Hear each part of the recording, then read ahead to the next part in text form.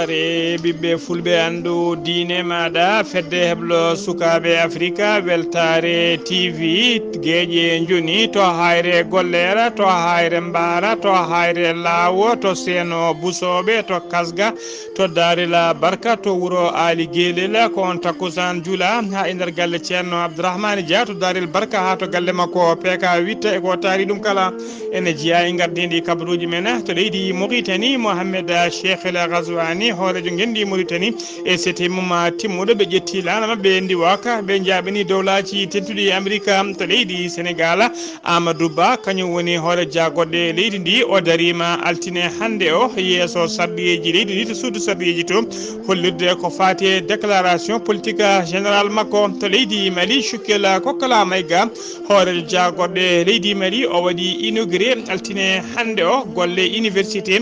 mo Kabala taw ko phase 2 ha joni ko leydi Mali keddoɗen tijja tigui gartala altine hande o gartugol ɓeɗo funeɓe jeenayo jibinanoɓe to leydi Maroc yaroɓe joni hitande e feccere eɓe tijja tigui gartal mabɓe kikiɗe ñalawma jamma hande o e nder Bamako lamorgo leydi ndi bisimilla mone ketki hotondirte joni piren pacciren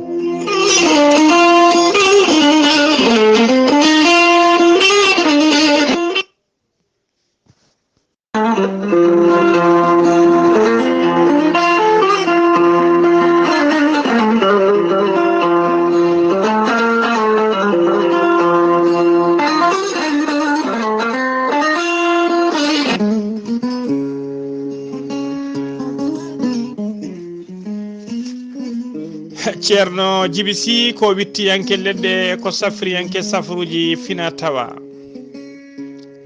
ceerno jibisi ko jaadiɗo ɓalawal e danawal kala ceerno jibisi ko labɗo reedu malaɗo wune ceerno jibisi ne safra rafiji kewɗi ɗi jiida ciirola omo safra wonduɓe kista wonduɓe fibroma dogam sita rewɓe ɗon koɓe sowade rewɓe dattoraɓe kala ceerno jibisi ene yawrani ɓen sattoraɓe dewle ceerno jibisi ne jogui rafi en safara rafiji kewɗi rafiji warɓe ko wawi wayno ustaraɓe goragu yawɓe yitade koye mumen ceerno jibisi ene safra wonduɓe e diabète tension asmo ɗojjo duumiɗo ɓandu ɓuutoru koyɗe guloje kecceje musoje ceerno jibisi ne jogui leɗɗe fannuji tati hen fannu goto so tawi a hutorima ɗum fodde 19 rafin yaltayma ha laaɓa fannu goɗɗo so tawi a hutorima ɗum fodde 19 rafin yaltayma ha laaɓa fannu tataɓo o so tawi a waɗi no wiruma ni waddete koye gawri samme walla gawri ndemiri fodde 100 rafi ma yaltayma ha laaɓa ceerno jibisi ne jogui pegge usula pewnaɗe bawɗe neldede kala leydi e kala continent to neɗɗo woni pirtoji dabaruji ɓeydoji arsigaji ceerno jibisi ne yawren ɓen ɓe arsigaji men kippi ceerno jibisi ene andina dendagal kilineɓe mum wonde kala to neɗɗo woni e kala to neɗɗo wawi wonde so tawi on pamodiri safruji ma e leɗɗe ma ne mbawi yettadema ha no hannirta ni ceerno jibisi ko labɗo reedu malaɗo wune so tawi o yennama ka miskino safruma ha mbiya wen tawa hay mbuɗa yoɓani so wona wonduɓe rafiji ɗiɗi mo seyɗineji bahliti hoore mum ha haɓɓa walla on janowo barogal ceerno jibisi ko bawɗo listihara so tawi yiɓene listihara ko indema inde nene ma tan dokkatamo o haala ko wone ma ha mbiya yoni ceerno jibisi ne andina dendagal kilineɓe mum tawateɓe nder leydi Sénégal e dendagal leyɗele takkiɗe leydi Sénégal kala to CFA ñamete listihara ko 4 mbuɗo waɗirte so tawi ko wonɓe leydi Mauritanie listihara ne waɗire ujunere mbuɗu ceerno jibisi ene wiya dendagal kilineɓe mum yiɗɓe waɗinede listihara omo jogui numéro makko numéro Wave e numéro Orange Money ko 77 653 03 67 ceerno jibisi ne andini dendagal kilineɓe mum o tawe oɗo saaha joni nder leydi Sénégal e oɗo saaha mo kaleten ceerno jibisi ene tawe to Ranérou Ferlo galle Ɗahiru Pen waɗɗani goudron waɗɗani kadi to jeere Ranérou Ferlo ɗo ceerno Djiby Sy kala jiɗɗo jokkodirde mum to banggue appel so tawi ko numéro leydi Sénégal numéro makko ko 00 221 78 163 24 82 so tawi ko yibbe hebde mum to banggue WhatsApp noon ceerno Djiby Sy hutorto ko numéro mum leydi Mauritanie ko on woni WhatsApp makko numéro makko téléphone ko 00 222 47 22 80 84 ko on woni numéro makko WhatsApp ceerno Djiby Sy ne andina dendagal kilineɓe mum wonde base makko tawateɗo to Nouakchott ne golla hano hannirta ni ene tawe ɗon miñi ko biyeteɗo ceerno Alassane Sy ceerno Alassane Sy noon numéro mum téléphone ko 32 62 04 99 walla mbaɗa 48 10 00 13 ceerno Djiby Sy ko laaɓɗo reedu malaɗo wune mbadden dando faade makko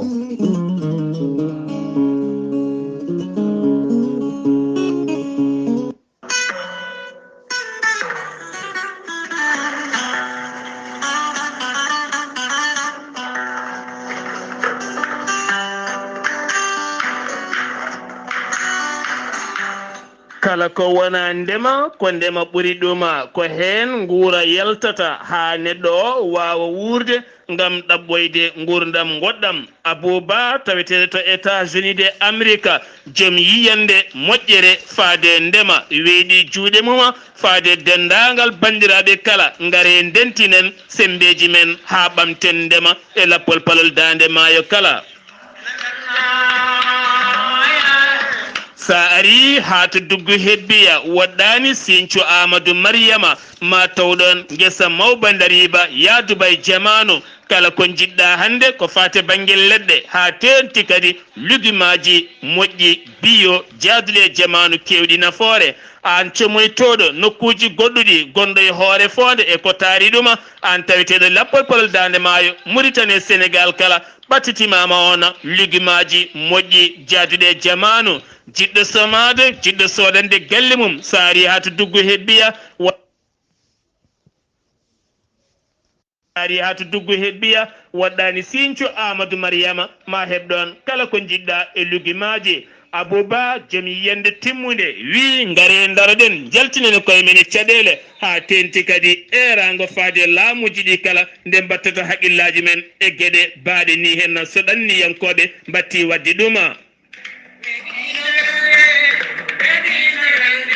an jiɗɗo somade koɓe mbiyata kaani goona woni ñama ko badayse nonne kadi kanje naajo woni hen ne mbiɗum jayeje e lugumaji goɗɗi kala nanɗon ɗo e balɗe seeɗa kala ko jiɗɗon e lugumaji ha e furwiji kala ma on keɓɗum ɗon ɗo cuuɗi meɗen duggu hebbiya son jiiɗi hebde hen kollaɓi jokkodir toon koye biyeteɗo Abdoulaye Dema 78 289 49 89 walla jokkodiron e biyeteɗo Bakary Balde 78 254 01 74 walla jokkodiron e biyeteɗo Daouda Balde 78 311 18 99 walla 99 wal 96 walla jokkodiron e biyeteɗo Ibrahima Balde mbatta ko 77 010 84 43 musidɓe tedduɓe ndema ko nafoore yaltini men e caɗele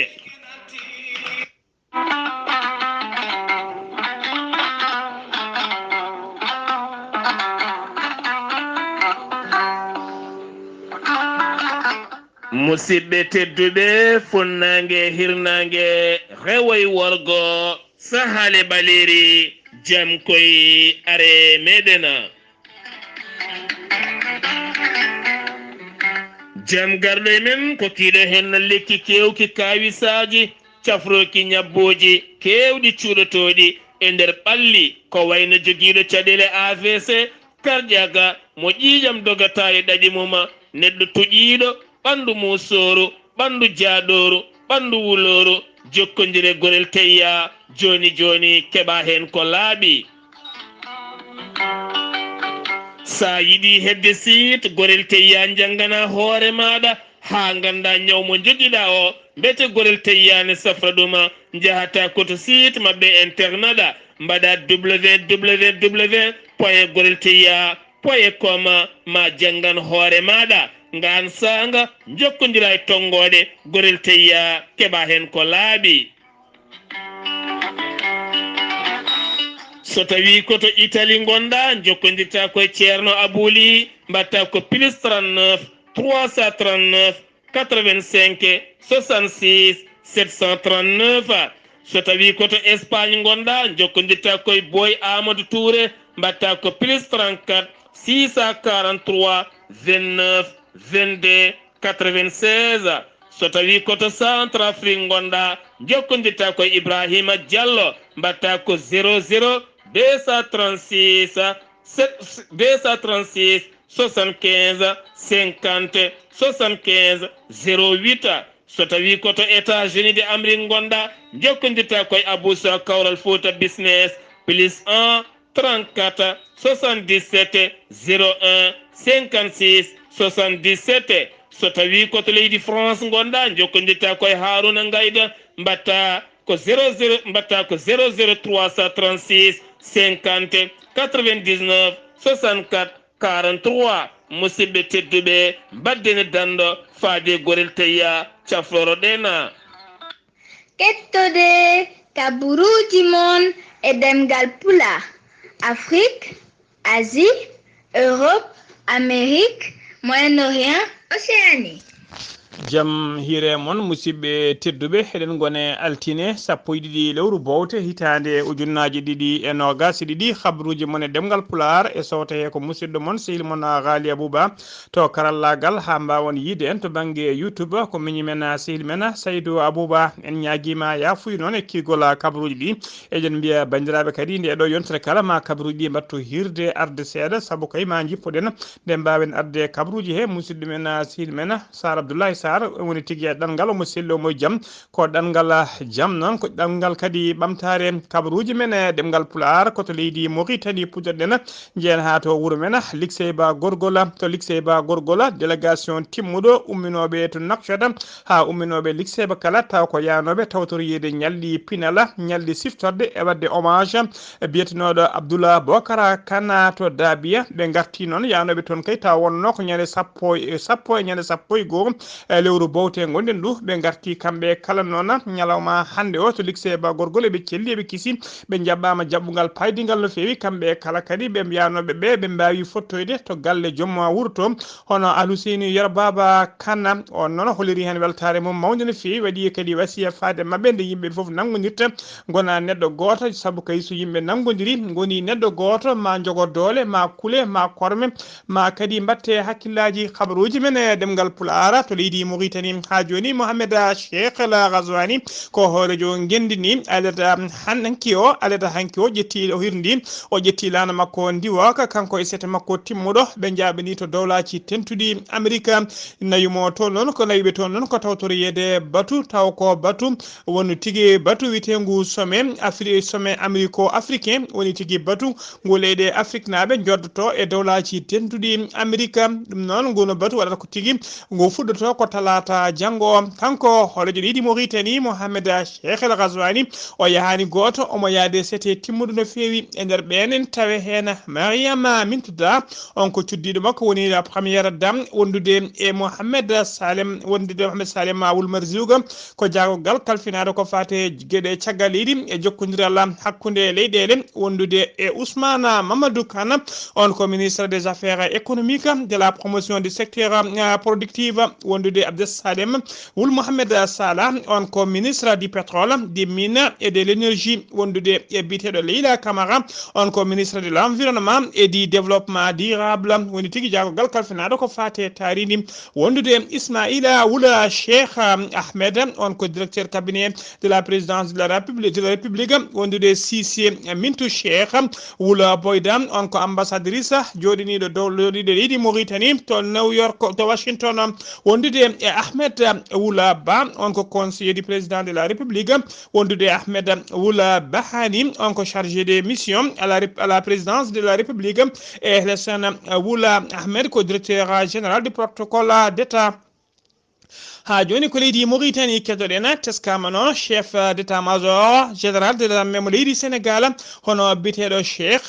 Wade ene tawe jillu muɗum e nder nokcot lamorgo leydi Mauritanie to taw noon ko délégation timmuɗo noon taw ko délégation mawɗo yeehi tigui ha to boowal hallade diwoje jabboyademo tawa ona délégation noon ko koninkoɓe ɓe martabuji towɗi e gardugol Mokhtar Wula Bolle Chebane ko kañumen jeehi jabboyademo jabbungal jillu ngu noon ko jillu gollal taw kadi ko jillu ngu balɗe joyi addimo e nder leydi heeɗo leydi Mauritanie noon ko wawde yewtidde en nanɗo makko hono chef d'état major général mo leydi Mauritanie ɓe mbawa yewtidde kay ƴettidde peeje taw koye mbade yidde ñastade galle cehlagal e jokkodiral moƴƴal hakkude leydi ɗe ɗiɗi ha tengti to banggue koniyankagal ha joni ko leydi Mauritanie keddoɗen awoɓe taw ko awo fina tawa tawteɓe nder Nouadhibou lobbuɗo yurmede ɓe kolliri mette mabɓe no fewi wonande fade kaye e jagorgal kalfinaɗo ko fate pêche woni ministre de la ko fate awo ɓe kolliri tigui mette mabɓe no fewi saabi ɗum noon ko caggal kay nde jagorgal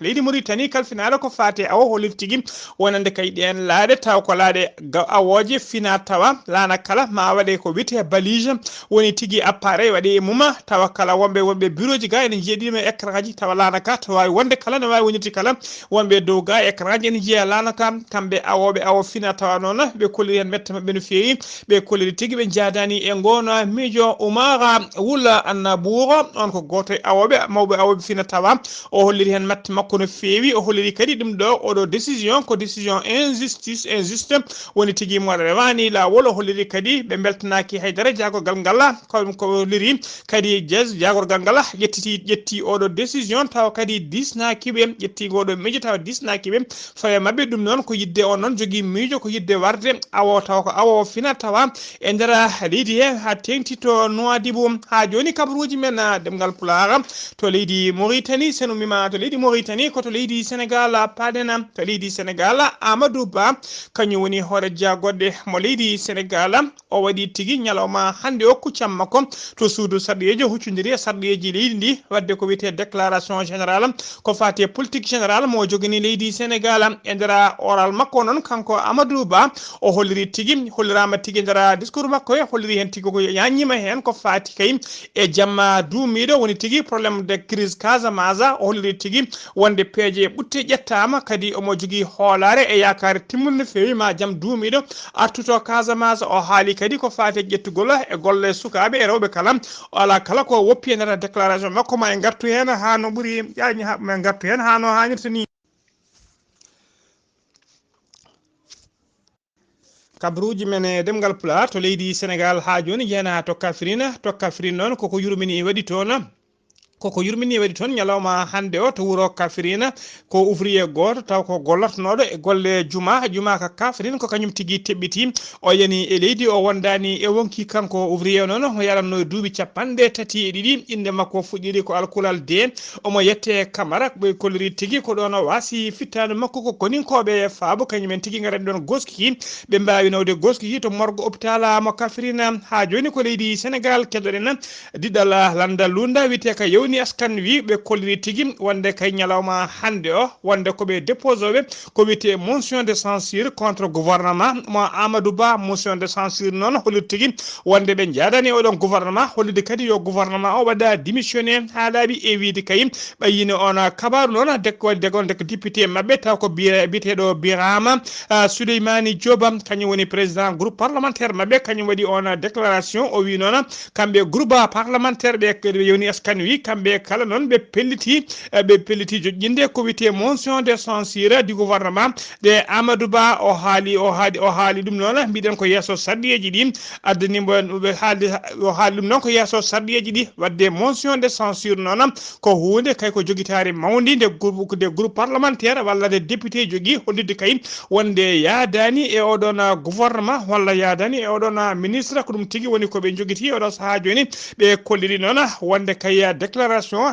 rewani lawol ɓe beltaki hen haydara ɓe kolori noon yidde mabɓe ko yo Amadou Ba e gouvernement mum kala yo waɗa démissionné ha laaɓa habruji men e ɗemgal pulaar to leydi Sénégal ha joni jeen ha to Nioro accident goto accident lawol waɗi tigui e dow lawol Nioro tawa kadi accident o waɗi ko ñalawma hande o sanga 13h e dow route nationale waɗɗani wuuro nokku biteɗo Paoskoto e nder département mo Nioro ko kar mo hinde Jaga Ndiaye kañum tigui jollunoɗo marchandise uji tawa ko marchandise guura woni gueɗe ñameteɗe ummi noon tigui ko Dakar o fayno ko Ziguinchor ko kañum tigui yani o yani noon kanko camion noon kanko biso noon o taati sara commune sara natirde commune mo Paoskoto ko ɗon tigui chauffeur o woppi lawol mum biso o taati waɗi accident noon hay goto gañaki hen hay goto maƴani hen kono hollirama matériel kewɗo boni hen ha joni kabaruji men e ɗemgal pulaar to leydi Sénégal jen ha to Dabiya odeji noon mbiɗen ɗeɗo balɗe kala ñande 10 wonno tigui ñalli pinala ñalli tigui siftorde e wadde hommage hono oɗo jambar biyetenoɗo Abdoulaye Bocar Kane ko ñalawma hanki noon ñalli ɗi ɗum noon gasi ha laaɓi ma en ketto cimtol ñalawma sakkete ko fati kay e ñalli ɗi taw koye sawta musidɗo men sehil men jinnaɗo men Ceerno Abdoulaye Sy ka Abdoulaye assalamu aleykum wa rahmatullah. assalamu aleykum wa rahmatullah musidɓe tedduɓe heɗiyankoɓe weltare ɓiɓɓe fulɓe andu diina ma no gonɗon ene gonirɗon on calminama on beltanama on calmini Mouhamadou Ghalii Abuu Bah ɗo e daabi odeji ñalawmen ɗiɗaɓo dimanche e wande taw noon ko heewi ene soomi e ñalawma Abdoul Bocar Kane e yimɓeɓe mbaali koye dillere ha weeti nde ɓe pini nde ɓe mbaali ko foftade no moƴƴi e nde ha woni 12h ewa yimɓe foof ɓe alumɓe foof kawriti toon ɗo jumamo daabi odeji mbaɗi silki alqur'ana saaha nde ɓe gayni silki alqur'ana hawri koye juulal tisbar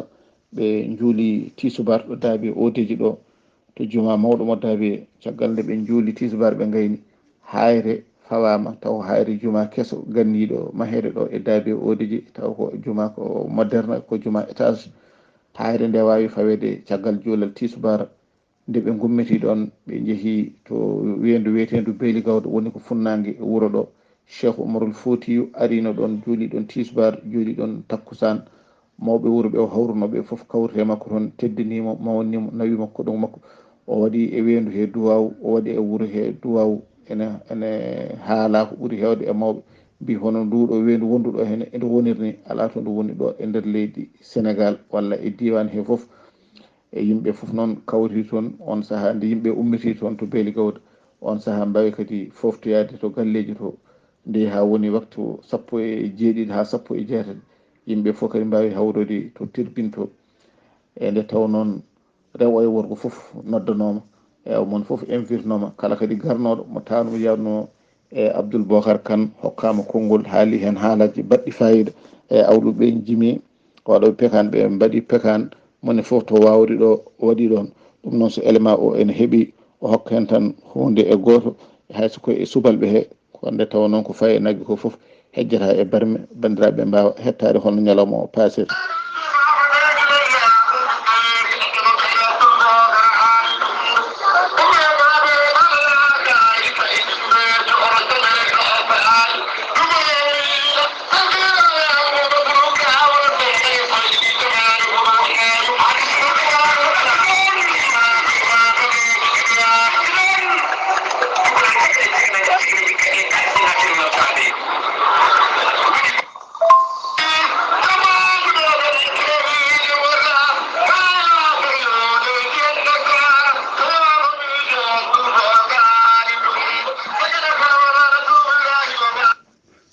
Yarimayo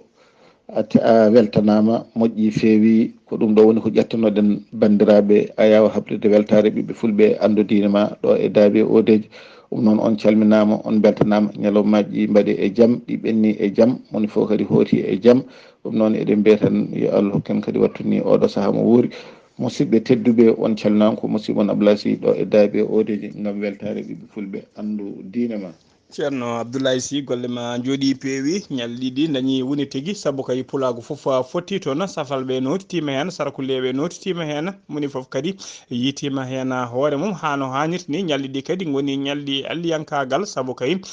silkeje qurana mbaɗama hen sernaɓe notitima hen jama kesso kadi hayre mum ha fawama toon eɗen mbiya tan yo Allah rokku en tawede kadi oɗo saaha mo wuuri taw eɗen ɓeydi e diine men en ustaki habaruji men e ɗemgal pulaar ha joni koto leydi Sénégal keddoɗen sen ummima to Daabi mbaɗen taɓande mo woni jehen ha to Ziguinchor jaɓoɗen musidɗo men sehli men Amadou Isaga Kébé assalamu aleykum wa rahmatullah. wa aleykum salam wa rahmatullahi ta'ala wa barakatuhu. Ghalii Abuu Bah a salmitama e dennangal hettoɓe weltare TV kabruji garanɗen ɗo e nder Ziguinchor eɗen gandi hicce hanki jamma de ina wayno marché Seymour marché ɗe magasin mawɗo ina woni ɗon magasin o sumi ha laaɓi tate largue holmo je o magasin aada kase magasin makko mawɗo o so tawi a ummima marché bukoɗo aɗa feewi escale o heedanma ko banggue ñaamo ina wayno ɗeɗo balɗe omo fewnituno bitik makko magasin makko hen goto bagage o fof watti ga henna ina wayno sumi tan ha laaɓi ko hedori ko ala fayida ma won fodde 3 million ko sumi ɗum woni jamma heccanki ina wayno leegat bukot fof noon notima sapeur pompier en jaawi arde ma won autoji 4 kono nde wonno baafe ɗe ko jamɗe baafe ɗe ko permaɗe ɗum waɗi ɓe donki nadde no feewi heddi ko ma dajjite holko saabi nguɗo cumo yimɓeɓe fof no ɓuuri sikkude ko ɗeɗo balɗe suudoriye en ɓe omo noddi ɗumen ina cuuda dow ma taw peete ɗe jippi e posuji ina wayno e posuji ɗi taw sumi kalɗo yimɓe tina saabu ɓe gonɗo ñande ha 9h jamma yimɓeɓe fof ko ɗum ɓuuri sikkude cumo ngu fuɗɗi ko 10h ha 2h jamma ina wayno hay hunde yaltani kono noon ina wayno fittandu kam heddaki hen yettere Allah to Sindian eɗen gandi armée ɗe nan toon ha feere guese yambaɗe eɓe duppa kono noon ɓe kawri toon e rebelaji ɓe mbadde garmi ngara ha tato hen maayi en ganda ko banggal armée ɓen maayi walla ko banggal rebelaɓe kala ko mbawɗen hebde hen ko ɓuuri labde ma en gaddan yimɓeɓe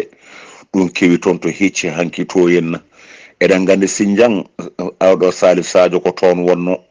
e armée muɗum ina wayno toon ha joni ɓuuɓani wuli wi jaw ha joni on toon banggue ko noon tan wayi ɗum ɗo banggueji ɗi fof ɓuuɓi on toon banggue tan heddi nde wonno ko kamɓe ndemata yamba kamɓe kadi jogoto dorog ina wayno eɓe ɓalli Gambi eɓe ɓalli Guinée Bissau banggueji foof ina rewra ɗon ɗum waɗi armée ɗe ko toon ɓuuri hedde ɗeɗo balɗe ɗum noon weltare TV musidɗo mon Ahmadou Isaaka Kébé gorko mbotto kabaruji ɗo foɗo radio Zik FM jokkondirde Ghalii Abuu Bah yallo ken walde jaam seydi Kébé toon to wuuli jaw ɓuuɓani de yettata ko toon saabu guillaji kam suusa rawandu suusa fetela kabaruji men e ɗemgal pulaar sen nomima to Ziguinchor koto leydi Mali paɗen Choukela Kokala Mayga ko hooreja goɗɗe leydi Mali e dow inde hoorejo leydi ndi hono colonel Azimi Koita o waɗi inauguré altine hande o 1 bowte hitande ujunnaji 2022 suudu taw ko cuuɗi jangguirɗi biteɗi complexe universitaire de Kabala kadi koye phase d ene tawtora cérémonie noon yimɓe gouvernement hewɓe ko wayno jaagogal kalfinagal ko fate jangde towde e wittoji scientifique e ko wayno jaagogal kalfinade ko fate yangarta otoji woni ministre de l'équipement et des transports e ko wayno ministre kalfinade ko fate gueɗe cuka ko ministre de la jeunesse et des sports ko wayno kadi ambassadeur joɗiniɗo leydi Chine toon to leydi Mali kañum kala mbawi tawtorede ɗeɗo golle tawa kadi ɗen golle noon ko phase d du projet universitaire de Kabala jaru golle ɗe noon o holliri tigui ne qime ha 50 milliards taw ko franc CFA mo leydi Mali ñamata ha joni ko leydi Mali keddoɗen ñande jamma nogas e jeegom ene wiyata nogas e jeeɗiɗi lewru novembre mayduɗo ndu sagataɓe tata joguitiɓe ha teddi joguitiɓe pisule men taw ko wonnoɓe dow moto mumen moto taxi ɓe hinde wuyɓe braque rouge ɓe mbaɗino jango mabɓe e koninke faggudu goto woni tigui ko ninketa ko protection civile ɓe jane makko noon to nokku biteɗo to nokku biteɗo Banankabugu ɓe jane makko waɗɗani to ɓe jane makko ɗo noon waɗɗani école biteɗo école Rosier Abandara ɓe mbawi yande makko noon ɓe kepti moto makko Jakarta e téléphone makko portable wondude e Brasili woni jaw makko ngo wanno ɓe kepti ɓe jaadi hen ko ɗon kanko police kanko dadiɗo mo protection civile ko ɗon tigui o yeehi portoyde plainte to commissariat mo 6e arrondissement commissariat mo 6e arrondissement noon udditino hen losgoji jaaji no fewi ɓe kolli noon oɗo saaha joni wiɓe tata ɓe kala jiitama mbiyama teeɓa e oɗo saaha joni ɓe tawa ɓe jeeyi moto Jakarta o moto o noon woni ko yiilede mbeɗen mbawa fawde juuɗe mabɓe ona biyeteɗo receleur noon woni coɗɗo ko wujjam lawol noon holliri wonde coɗɗo ko wujjam e gujjuɗo kala kañumen ndendi ñawore kabaruji men ɗemngal pulaar ha joni koto leydi Mali keddoɗen ko toon udditena kabaruji men funeɓe jeenayo e jibinanoɓe e nder clinique goto to leydi Maroc tawa kadi kamɓe kala koɓe jibinano koɓe funeɓe mbiɗen kamɓe kala noon kamɓe jibinnoɓe jeena kala ɓe celli eɓe kiisi ɓe dañi hitande feccere saabu kay ɓe jibinano ko guila ñande 4 lewru mai 2021 kamɓe kala noon eɓe celli eɓe kiisi ɓe tijjani noon ko ñalawma hande o 12 lewru bowte hitande ujunaji 2022 ɓe tijja tigui gartugol mabɓe e nder leydi mabɓe to leydi Maroc to leydi Mali délégation timmuɗo noon tawa ko Mali naɓe mbawi ummade leydi Mali jeeyi ha to Maroc to ɓe goni to gam kay walludeɓe e heɓlanade kay noɓe gartiri e nder leydi mabɓe yummiraɗo o noon ene wiye yummiraɗo o noon ene wiye Halima Cissé jeeya koto Tombouctou ko ñalawma hande o walla ko jamma hande ɓe tijja gartal mabɓe e nder leydi mabɓe to Mali musidɓe tedduɓe gasi ha laaɓi ceera ko ɗum ɗo wonno ko min tongal noon kabaruji men e ɗemgal pulaar e sawte ko musidɗo moon sehilmon Ghalii Abuu Bah to karallagal ha mbawon yiide en to YouTube ko Saydou Abou Bah enen nanggani en kabɓi enen to tawi koto Ziguinchor ko musidɗo men Amadou Isaga Kebe ketki malaki jaam yo jaam Allah jogo mi jogo on.